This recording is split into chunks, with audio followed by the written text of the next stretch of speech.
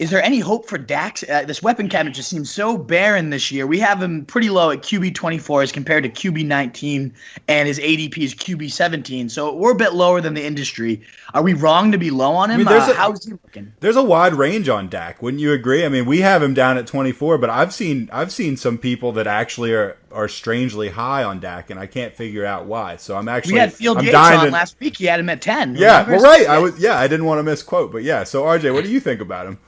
Well, you mentioned Field Yates. I think it was in the draft day manifesto from Matthew Berry. I think that's where I read that Dak had 6 touchdowns. I'm going to butcher this, so don't quote me on it. No, I know what you're talking about. Yeah, it was like he had 6 touchdowns from like 15 yards out or plus, something like that. Like it was a certain range from outside that. He had 6 rushing touchdowns, and no running back surpassed that. Right, only Dak, accomplished that. So, if you're looking for a reason to believe in Dak Prescott from a fantasy perspective, I think that's it. I think Dak, doesn't get the credit for, your average running quarterbacks in a fantasy lens, but I think that he's capable of that. I don't know that the Cowboys want him to do that, but if I had to, if I ended up with Dak Prescott after my draft, that would be what I would be telling myself. To say, hey, this guy runs a lot, but I think that there are definitely other guys I'd rather have. I mean, QB 10 feels a little optimistic from a fantasy perspective. I want to make sure I say that because people will freak out. But